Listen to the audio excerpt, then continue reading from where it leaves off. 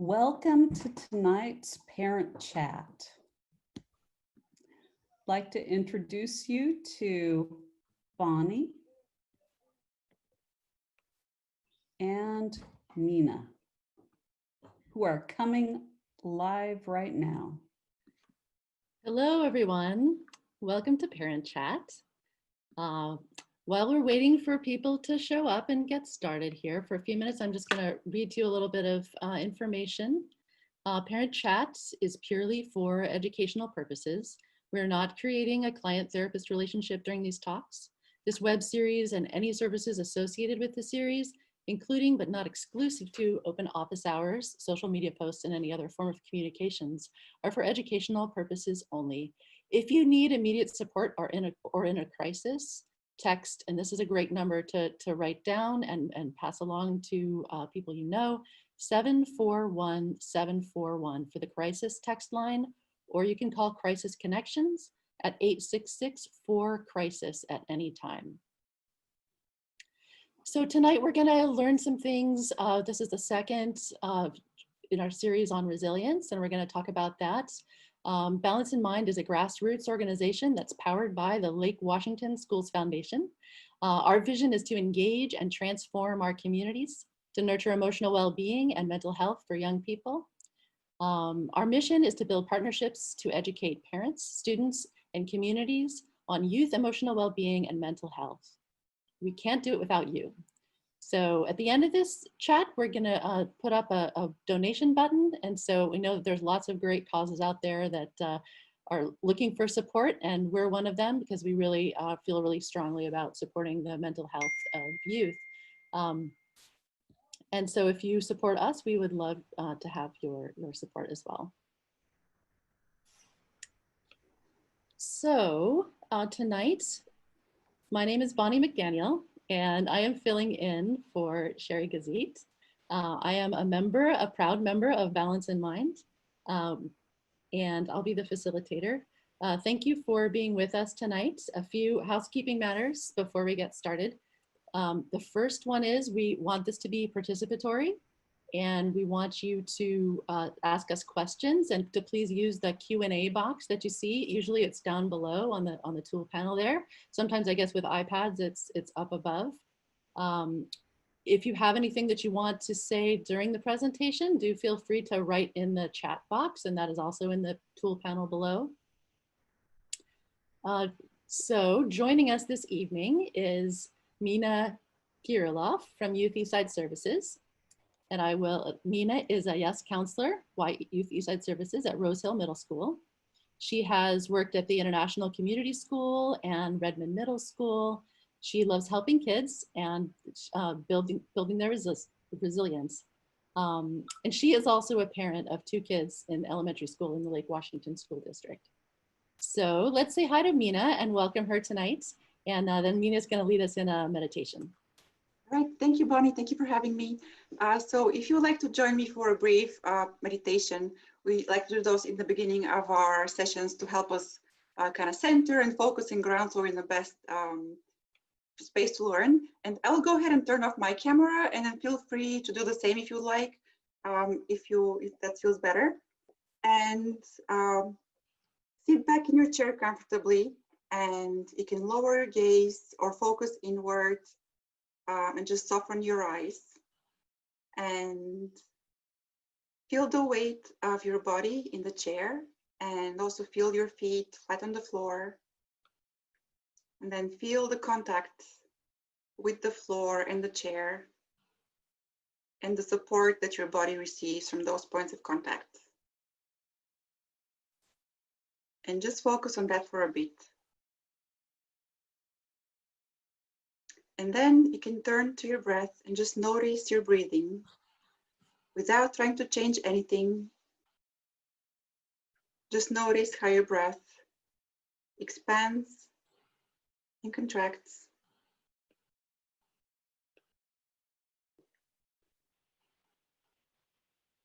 And just keep doing that.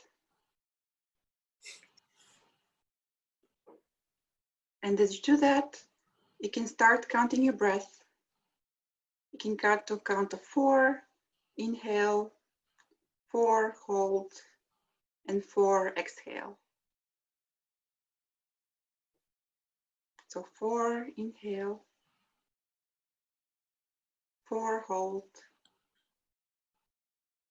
and 4, exhale.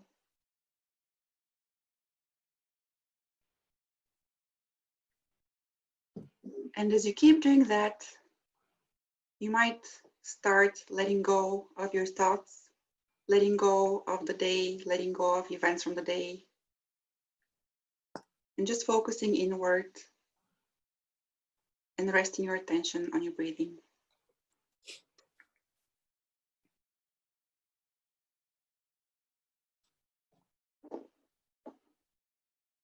And if your mind wanders, if you notice you're thinking about something else, just gently and firmly bring your attention back to the present without any judgment, without being hard on yourself. This is what our minds do. We just bring them back to the present and just focus again on the breathing.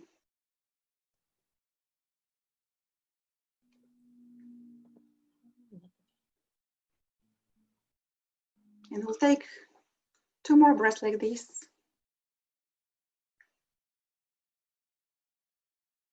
In to the count of 4, hold to the count of 4, and exhale to the count of 4.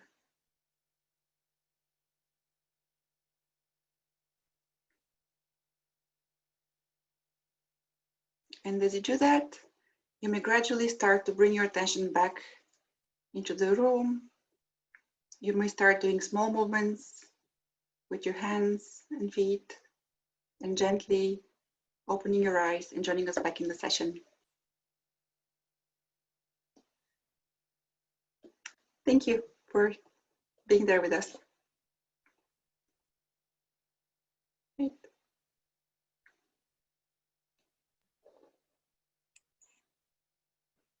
Thank you, Mina. Mm-hmm. So let's go ahead and get started for tonight. The topic is building skills for resilience, connection, contribution, and we're going to talk a little bit about how to think about the summer break that we have ahead of us. That's going to be different from the summer breaks we've had in the past. And so we'll be looking for ways to kind of reframe that and rethink it so that it's a time that we can work on building our connections with our kids and maybe even thinking about how we can make the world a little bit better this summer. Okay, all right, thank you. So if you can go to the next slide, please. So here I want to mention briefly about the services YES currently offers. So all of our services have moved online, and we have been present in the Eastside for 50 years now. And YES is expert in helping kids and their families using evidence-based practices. We focus on dual treatment of both co-occurring disorders, mental health, and substance use. And all of our programs are currently, or the majority, are online. So if you go to the link below, you can find more about individual counseling, current ongoing programs, as well as programs we have in the Lake Washington and Bellevue School District. For example, all middle school students and all high school students do have access to office hours by behavioral health support specialists such as me. So if you go to the YES website and then navigate to the school-based services, you can find the website where all of the schools have their office hours listed, and then your kid can use them if they needed to. All right, so thank you. We can go to the next one. All right, so this is the book that we have been using for the past 2 sessions that I wanted to kind of show again. So the Building Resilience in Children and Teens by Kenneth Ginsberg. It's really valuable, has tons of good information. I can't recommend it enough. And we've been using it for the past 2 sessions. So most of the information, it comes from the book almost directly. And then moving on to connection. The reason we wanted to talk about this is social support and supporting the family and then just in the community is one of the strongest predictor of well-being and resilience in young kids, and for that matter, or anyone. So we wanted to start with how important that is actually, especially in the current situation we're all in. And when we talk about strengthening family ties, we mean not kind of the big, not the big events in our lives, but actually the small daily connections or small daily moments of connection we can have with our kids and families. So focusing on those is really important. because oftentimes we get to condense time, and when we have some time together, we tend to focus on the important, big stakes conversations such as, grades or things we need to figure out, or sometimes something which is conflict provoking, and that kind of tends to backfire. And those times together, instead of being times of enjoying each other's company, become source of maybe discomfort or some kind of a strife in the family. So just I just want to jump in there and comment on that, because I have to admit that as a parent of teenagers, my teenagers don't always want to talk to me. And so I feel like I have to take advantage of those rare moments to really get the really important stuff done. So I think that, I've definitely been guilty of that, and thinking about, it really is important to have those positive connections too, can really be helpful. It's been helpful for me to really, because I have to intentionally think about it, because I'm so focused on, what could go wrong and what are the big high stakes things. So that can be a challenge. And this is our parent alarm going off, and that happens to always happens to me too with my children.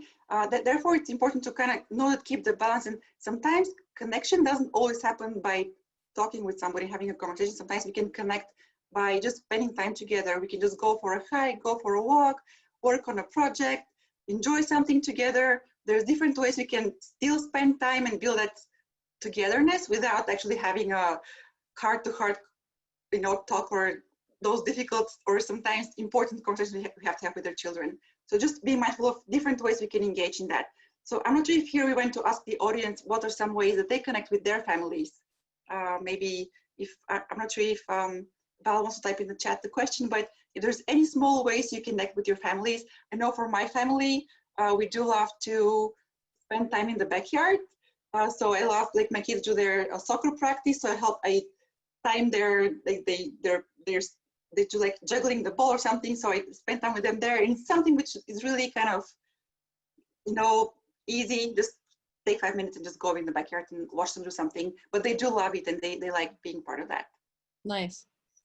Oh, we're getting some really nice responses here. Someone has said cooking together, making s'mores around the fire. That sounds like fun. Going for walks, playing Quiddler. Yeah, those games, we've gotten out our board games, and those can be, if you're not thinking, oh, I'm playing a board game because I want to win this board game, but you're thinking, oh, I'm playing this game because this is offering, this live opportunity to really connect with my kid and have a laugh together. It can be fun dancing together. So all of those, and the thing that I like to think about is not like, how do I have this big experience that my kids they're just going to wow my kids, but what are those little things? Like for me, just sticking around after dinner for a few minutes and, letting the conversation flow for a little while instead of jumping in immediately and having everyone do their chores. It's just those little moments, and I have to remind myself, like, okay, I know what the next thing on the to-do list is, but let's slow down. Let's take a little break. Yeah, just hit the pause button sometimes. It's really important, I think. Yeah, okay. And all good, very, very good answers, really interesting too. Some other ways to do is create a special time in sometimes where you, as Bonnie, you said, like sometimes maybe after dinner, have some time where the family comes together, or have maybe family rituals that can help too. It can be connected to holidays, or maybe just how the week goes. For each family can be different, but just having things that people know to look forward to and know to expect, and then it kind of helps anchor the experience in the family too. There can be nightly check-ins if it's younger children, like the bedtime story is a really big ritual for families with younger kids, like reading the book before bed is a really big one. Also, all those things that we sometimes tend to overlook, maybe sometimes rush through, can really be the foundation for feeling connected, feeling seen by your family, being that you matter, you're important, and you have a space and place on this earth, and then it does create a sense of just being connected, and that's where resilience to a large extent comes from. So on that, I think, as the kids get older, sometimes you don't get the same clear signals that they want those little check-ins, especially like the nighttime check-in and stuff. And I've really had to stop and think, even though I'm not getting that same kind of positive feedback, I think that they still appreciate it.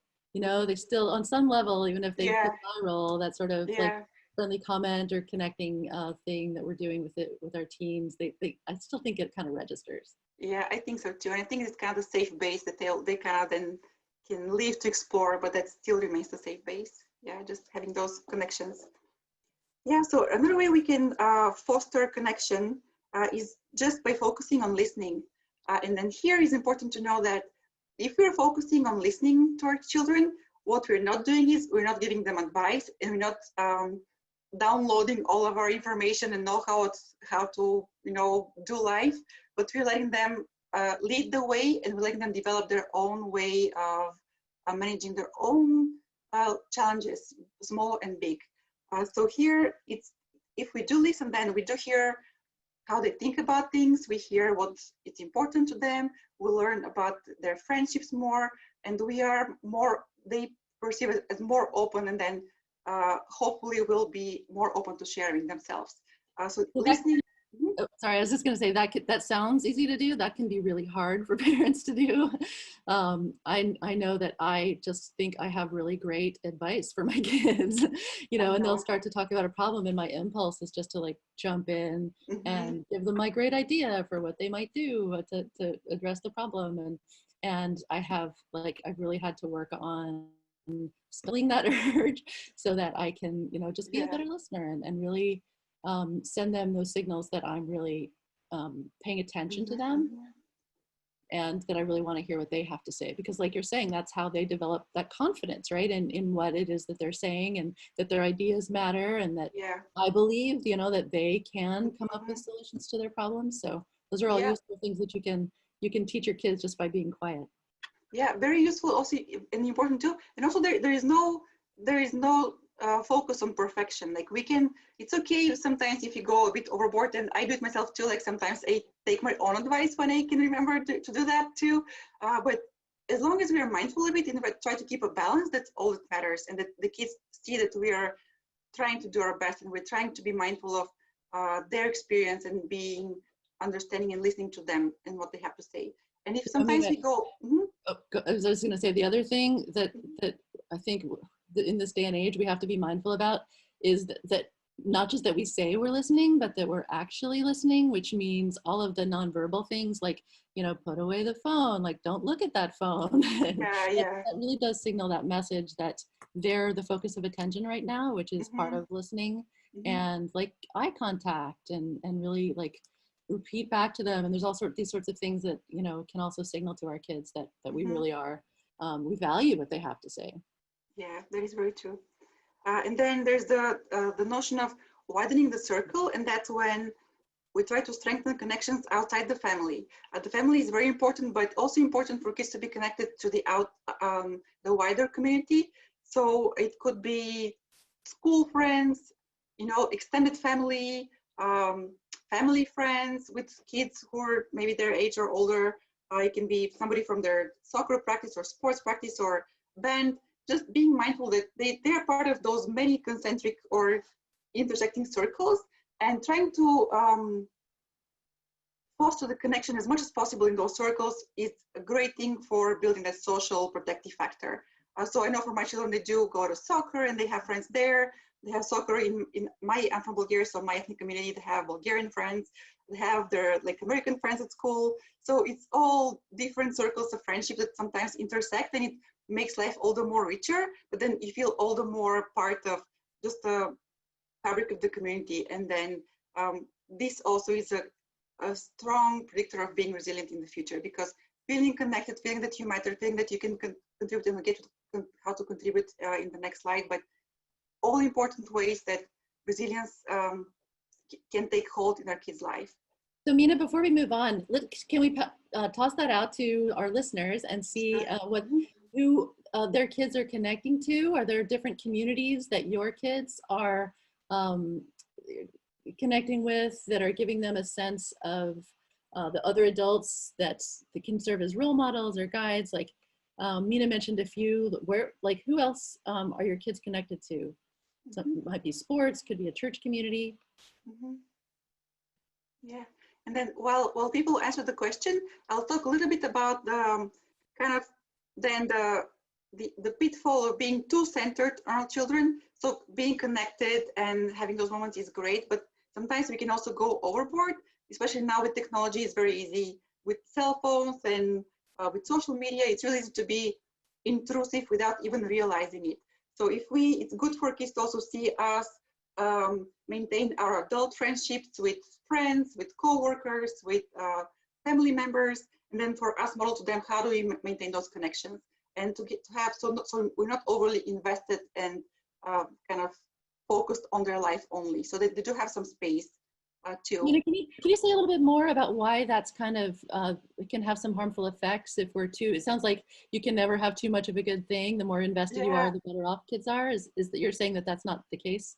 Well, if we're focusing on building resilient kids, we do want them to experience life for themselves, and we do want them to have their own connections and their own to have kind of their own footprint on how things go for them. So if we're there trying to monitor their every move, or like being on top of everything that they do and say and interact with others, then they get the sense that they kind of have to run things by us. And then we become kind of the gatekeepers to their life in a way. So we do, if you want them to learn to do it for themselves, how relationships work, how to maintain them, that it does take work sometimes, it's better that we're still present, but a bit more in the background, so they know that they can come to us if necessary, but we also let them lead their own life in a way too.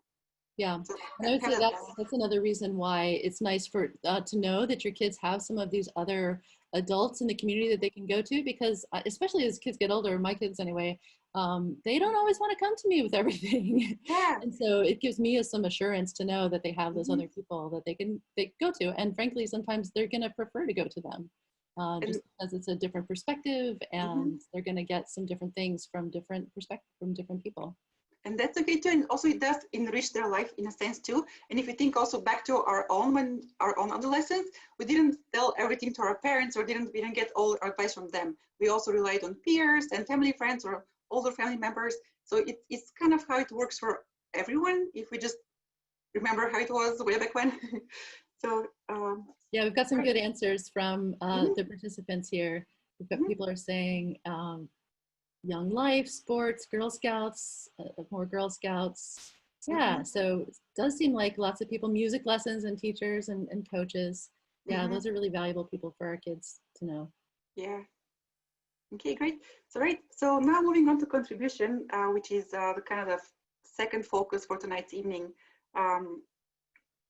Contribution, whether it's in the family or society at large, is actually one of the easiest ways of building resilience and practicing and becoming more confident, more competent, and also becoming more connected. It just combines everything all at the same time, because by serving others, we do develop, we learn new skills, we have a chance to practice our current skills, we become confident in the process of helping somebody else who may be having a hard time. And then we also do gain connection with others who serve the same mission. We gain connection with the people whom we help. Sometimes we are the one who need help. So being on the receiving end is also, or knowing when to ask for help is also really powerful and strong.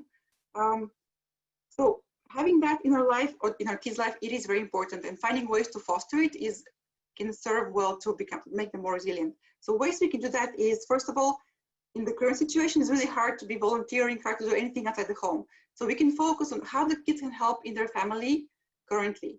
And then for my family at least, my kids have started helping a lot more with chores because we spent all of our time inside. So there's a lot more happening. So along with the dishwasher has been happening like at least twice a day now, I think, for some time, or them, being more mindful of picking up their things when they're lying around, or just being mindful of each other's space and comfort level around, whether things are tidy or not. It does, create a sense of contribution to the family life currently. Other ways we can do it is maybe contribute to the neighborhood. If you have older kids, and then if they take necessary precaution, they could help an older neighbor with grocery shopping. And I've seen kids, do those little stones, have them in our neighborhood where they paint like nice little messages on them and just kind of scatter them around the neighborhood, and they do brighten my day. I go for a walk, I see something, and it makes me smile.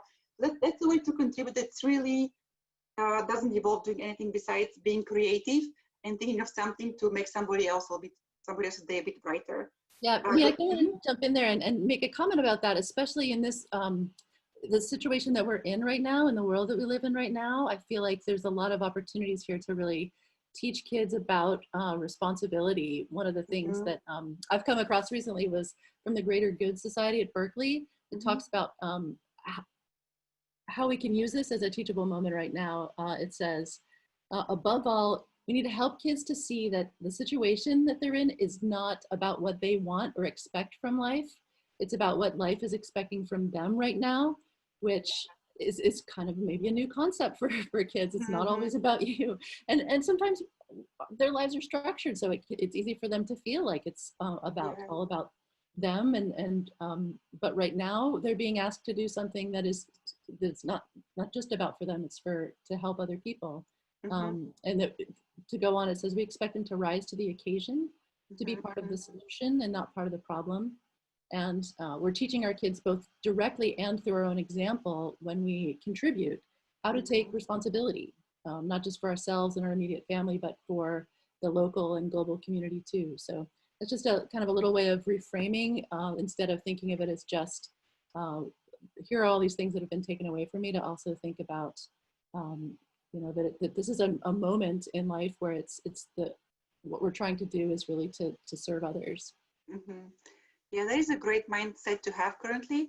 And yeah, even though like for some people and for all of us, sometimes it can be hard to be in that mindset, because we do at some points grieve the loss of normalcy we're experiencing and maybe having a hard time ourselves. But if we are then able to move past that, to change our perspective, then we can see what are also the opportunities, as you just mentioned. And in addition to contributing, currently also we do have so much more time with our families, going back to connection. Given that all of the activities are canceled and we just spend more time indoors, there is also more opportunity for connection in that way too. Kind of just, you have to remind that there's lots of opportunities there, and that is also one of them. But moving forward, I wanted to mention a few virtual volunteer opportunities. So I found this great article. If you Google online teen virtual volunteer, you'll probably find the same things from the website Grown and Flown. But some idea that they have was, so older teens could tutor younger kids. So now kids are outside of, they're not in the school anymore. Sometimes parents don't have the time to help them with schoolwork or homework. So if it works out, you can tutor somebody else that they have a hard time with school. And then we have about 3 weeks of school left, so maybe not so much chance to be doing it much longer. But that's one way. Or if you know how to play an instrument, you can tutor somebody younger, when they or sing or play the guitar, just anything you can think of. You can make it fun and interactive. You can find a way to contribute that way. You can donate your skills, or kids can donate their skills. If they're artistic or can build a website, edit videos, they can see if there may be nonprofits around who are looking for their skill set, and then they can use that. So reach out to charities and see if they have some help or need in the moment. Then already mentioned becoming a virtual tutor for that. So these are some of the opportunities we can think of, even in the current situation, that kids can be involved in the greater community, and then can be involved in help be part of the solution, make things easier for others. So I'm curious to know what, if there's any ideas that some of our listeners have had so far, if you've been involved in any charitable acts or any acts of kindness toward the community, and maybe not just in kind of the big ways, but also in the small ways. How are you contributing to the well-being of your family or to relatives, maybe like older relatives? Do you have any thing you'd like to share about what you're doing, or maybe even what you think you might want to do with your kids? Any ideas that you have? Yeah, helping neighbors with yard work, that's nice. Yeah, it feels good to be helpful. I think to instead of setting it up as, oh, here's this thing we want you to do, like focus on how it feels to help somebody else. Usually it feels pretty good. And if you can become aware of that and notice when you're doing it, it can kind of reinforce that sense of wanting to do it and thinking of it as a positive thing. Yeah, that's a great thing. Okay, so I think we'll wait for answers. I'll move on in the presentation. So the next up, we talk about what will summer look like? And for many of our kids, they won't have access to summer activities, camps, spending time with friends outside. We're not sure exactly when that's going to happen. For now, still under the stay-home order from the governor. And then my co-presenter, Michelle, who'll be with you next week again, she had the great idea of asking her children, what are some of the good things they have noticed in the current situation that they may want to bring with them forward into the summer? So what are some things that are currently going well for them? And that might be maybe having more focus or sense of accomplishment, or just being able to spend, connected with peers in a new way, still find meaning in that.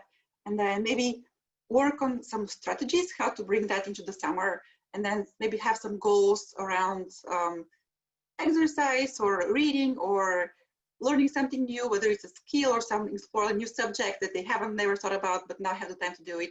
And then just encourage some of those, just thinking about that, how they may want to do it for themselves. Have that conversation with your children. And then I think Michelle also mentioned having something like having boredom hours. So have some time of unscheduled few hours in each day where kids can just be free to be spontaneous and come up with things on the spot right then and there. That's also a great skill, to be able to entertain yourself in the moment and just not have everything scheduled and planned out all the time. So all great ideas. And then, yeah, you can also, create your own path into how you want this to move into summer for your family. Focusing on, creating more connection, having more contribution. So, yeah. I'm not sure if you have any more ideas. The question about how are you helping? How are kids helping? We have do grocery shopping for elderly neighbors as they haven't left the house since March. That's a really lovely gesture. I've heard a lot of people saying that they're just keeping in touch, a little bit more in touch with older folks. That doesn't maybe sound like a big community service idea, but it's so important right now to just be as connected as we can with older folks, because it's very hard, and many of them are really reluctant to leave the house. So that's lovely. My kids have learned to bake and share with those neighbors, which is also delightful. Lots of cooking going on, which is a great skill. I had a hard time slowing my kids down enough to really take an interest in cooking. But they have done quite a bit of cooking and helping out with that around the house. So I feel like that's something that we've made a little progress on. We grocery shop for elders too, pull weeds. Unscheduled time is amazing for helping our kids build confidence. Yeah, so I kind of want to stop and maybe comment on that, because I think that's true, like unscheduled time. Can you talk a little bit about how that builds confidence? Well, it does create the space for kids to make up their own mind about something. First of all, to experience the the kind of difficult part of being bored, because if they are used to being entertained all the time, they never have the experience of what it is to be by themselves and come up with something on their own and then do it for themselves. If they're always used to kind of being, slept from activity to activity or being plugged into their device all the time, they never actually have the chance to know what is it like to actually do something on their own and come up with it, just think of something and go ahead and do it.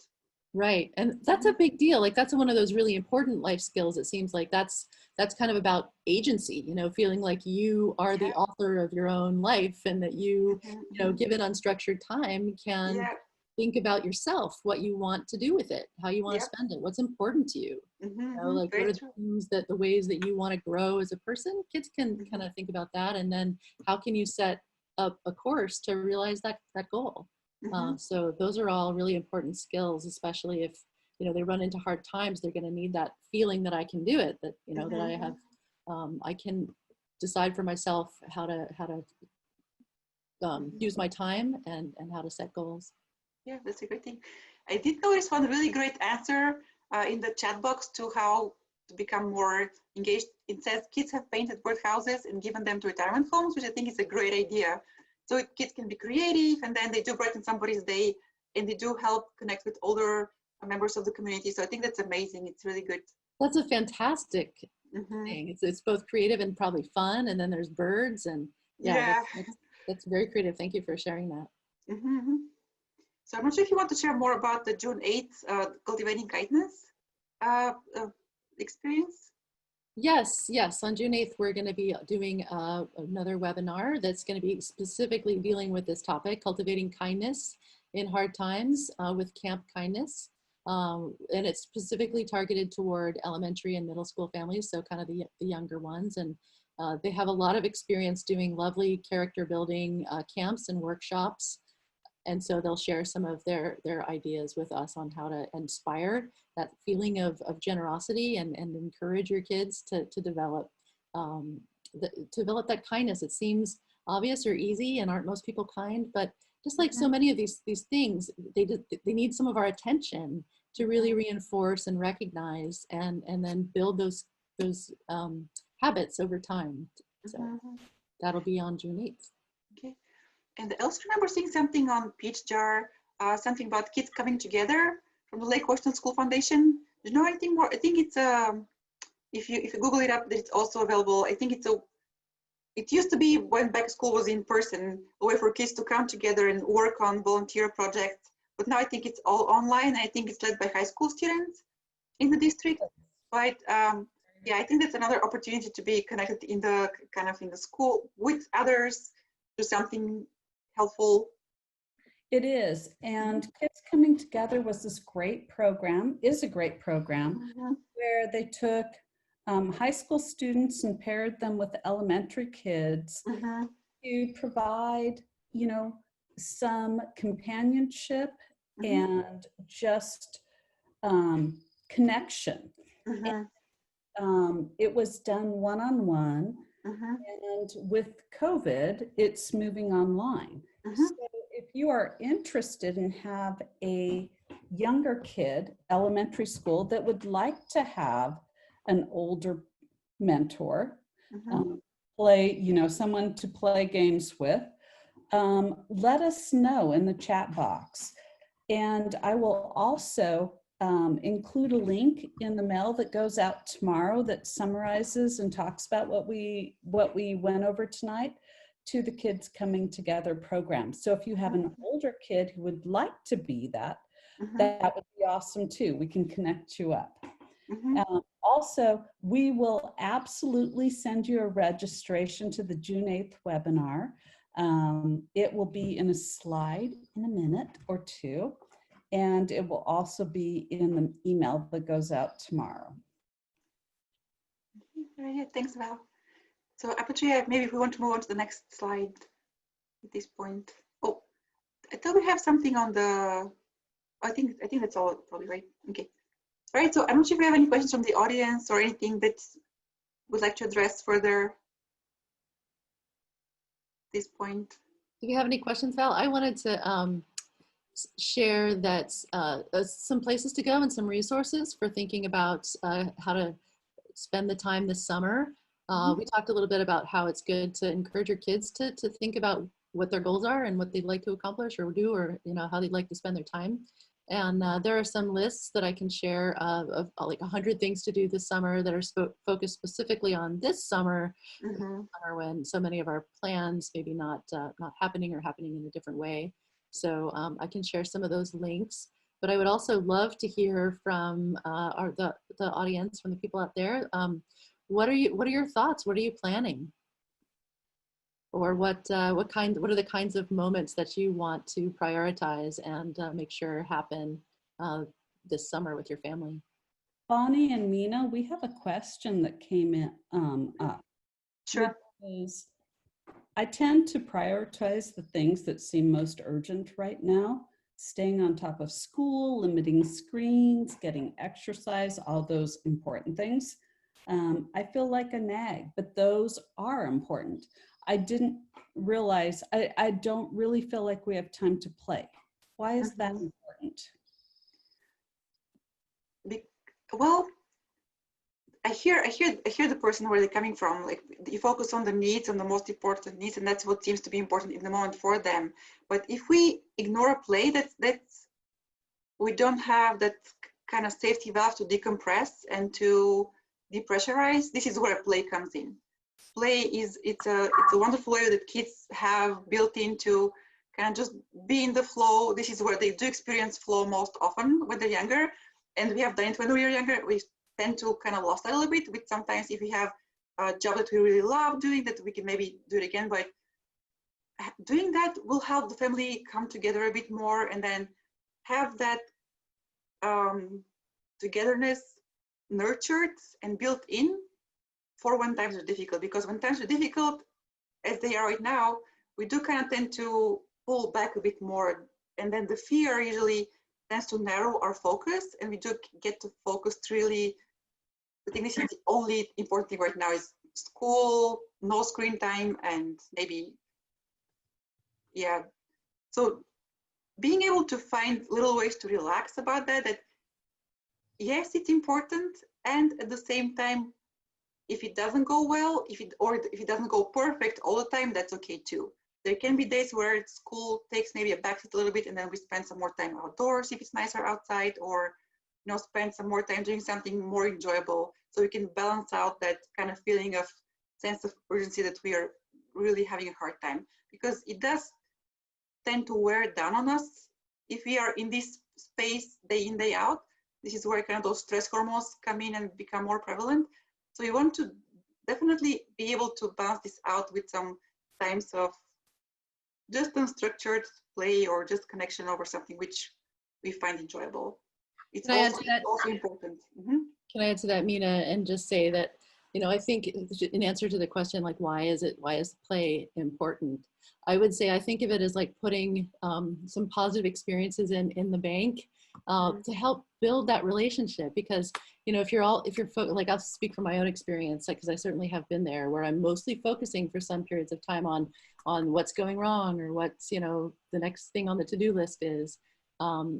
And then it can build this pattern with your kids, with your teenagers, of they kind of see you coming and they're kind of dreading, interacting with you, because they think it's going to be about something unpleasant, because it often is. And so if you can sort of tilt the scales a little bit and spend a little bit more time doing things that are fun, then that builds that, just more positive associations that you have with each other, so you have with them and they have with you, and that positive basis, I think, can, really, not only does it just make both of you enjoy each other more, which is an end in itself, but also, as you were mentioning, when times get tough, they're gonna feel a little more comfortable with you and feel like you have that solid relationship to turn to. So I have one more thought on that, which is, you are so right. It's like putting money in the bank. You're building that relationship.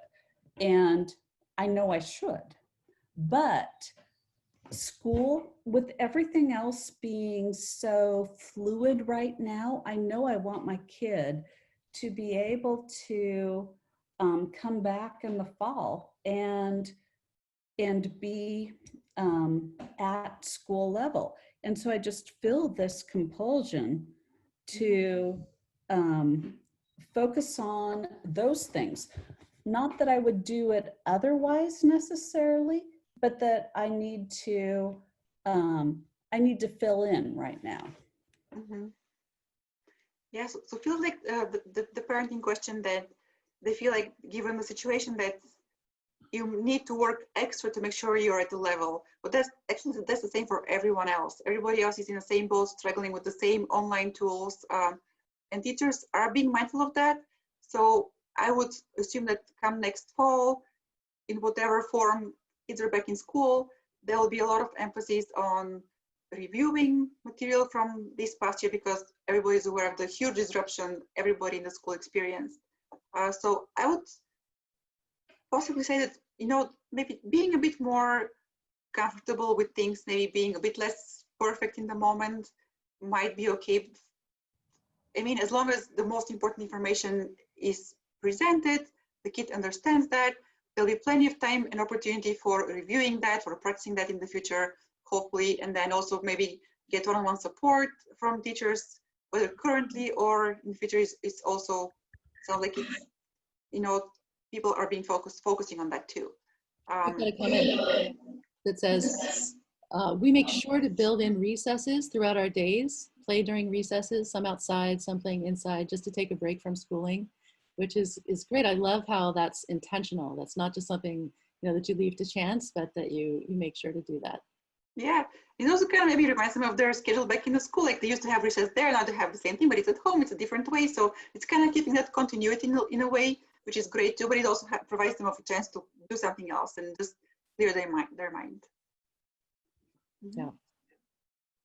So let's hear some ideas of what's going on this summer. What are you guys thinking about in terms of what you are planning or want to do, or maybe some new ideas have sparked in your minds about what you could do this summer? Anybody want to share? Mina, what are your thoughts about this summer? So this summer for me, at this point, I'm still focusing on the school year. I have a first grader and a fourth grader. So for me, it's about kind of getting to the school year end first. But then thinking about the summer, we do have, I do plan on, first of all, just spending more time with them, doing fun stuff. We might do a bit more cooking. My kids usually go about once, twice a year. We do a PCC cooking class.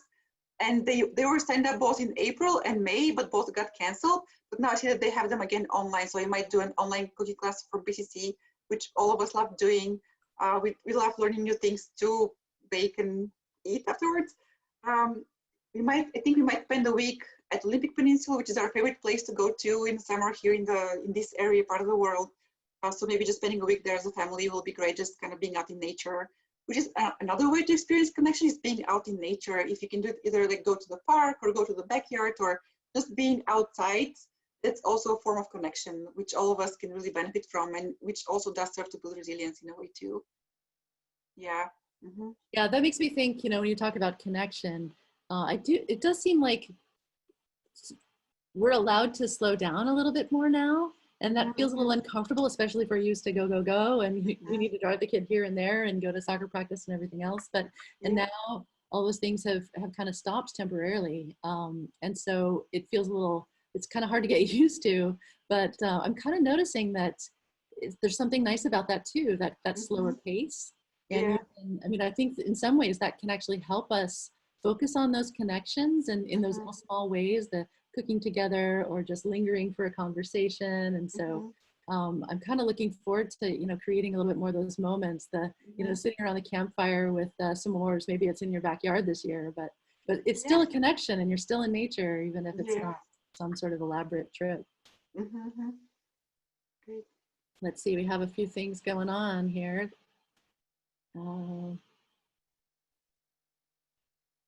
There's possibly camping. Maybe having one-on-one play dates is a great idea, or backyard campfires too, Any place in nature, Olympic Peninsula, more yoga. Yeah, yoga is also great. I can get my kids to join me too, man. If you can figure out how to get your kids to join with you, share this because I have tried. I think it might be better if I say how much I don't want to do yoga. No, yoga is great. Camping. One-on-one play dates for my kids, good.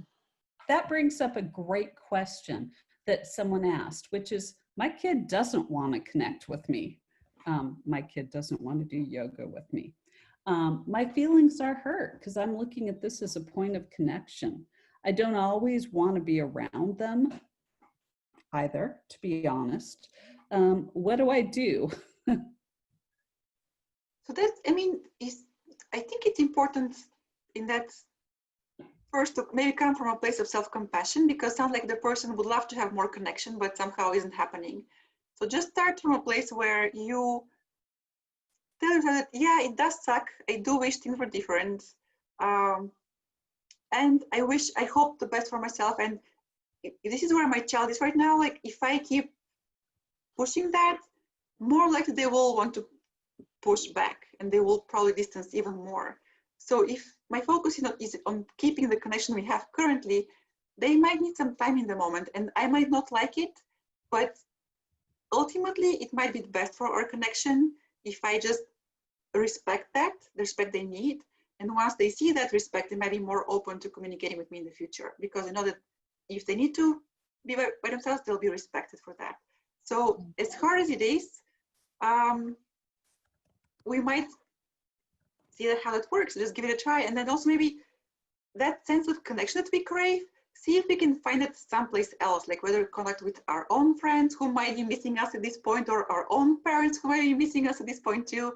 Like, see if we can have the connection in a different place in our lives.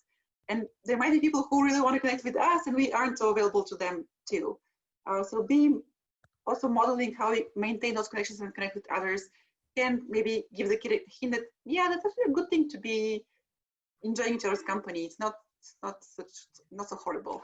Yeah, I just want to add on to that and say it is hard, and I feel for all of the parents who have kids, and especially teenagers who are, denying our overtures to connect, and that hurts. And if you can just acknowledge that does hurt, and give yourself some space to feel that, but also know, I mean, if it's kind of been helpful for me to think about, it's also normal for them as they grow older, especially through those teenage years. They have to pull away, and they're confused, but they're part of their task is to differentiate themselves from us, and that can be kind of a messy process, and it definitely does hurt.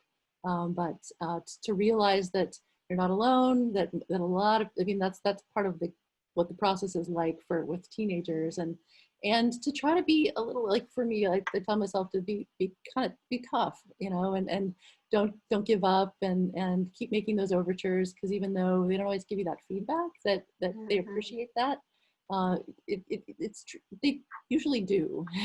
And they'll, if you stay with them and let them know that you love them unconditionally, even when you're not getting a lot of that back. I feel like that is helpful for them. It's not easy. Yeah, I'd it's also not add, as a parent of a teenager, their job is to be independent.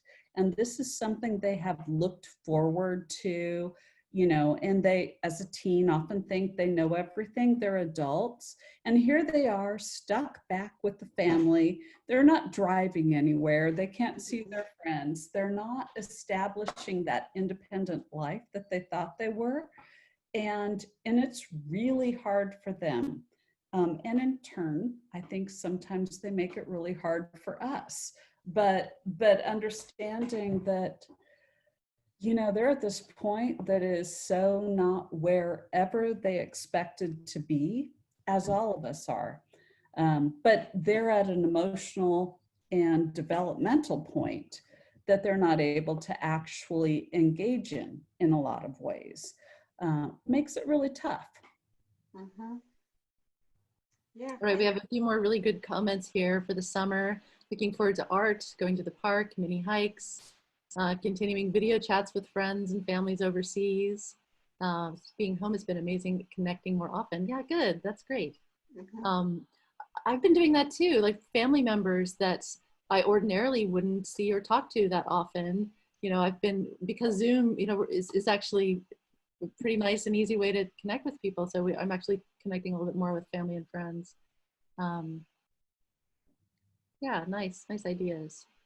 I want to just note that Arena said, I noticed if I give my tween kid space, she comes back to hold my hand during the walks or comes over for a hug on her own. I had to learn it's okay if there are times she doesn't feel like accepting my morning hugs, etc. And I have to say, as a parent, I found that if you let something go, that's when you know they will come back. That's the little prince. And it's also a bit paradoxical, but it does speak to the strength in the connection if they feel safe enough to pull away. Because if they weren't, they would be clingy and they'll be there, all the time. But if they feel safe enough, they feel that the connection is strong enough, is when they can actually then go about their own business of, working on their own self-identity and pulling a bit away from the family, which actually speaks that things are actually moving in the right direction.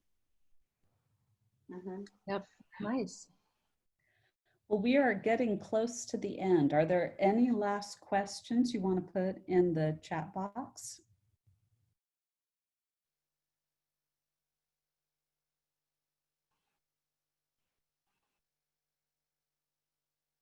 If not, I will share my screen again.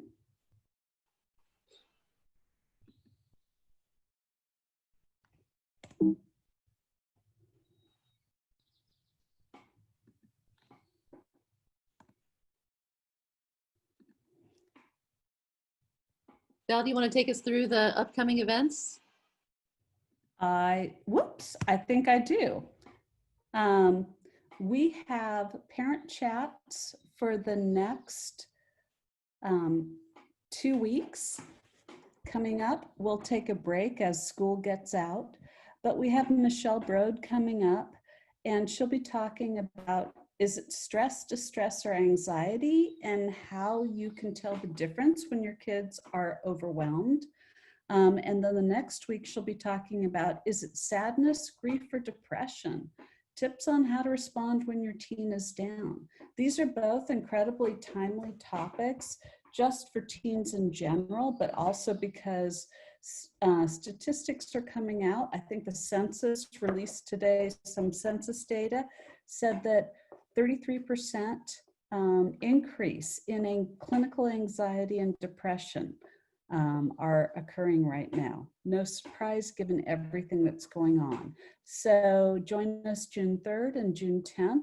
Michelle Brode will be here to talk about how you can tell what it is and how to support our kids. And then on June 8th, we have a special Monday workshop, which is cultivating kindness during hard times. And Dharmika Kolo will be here.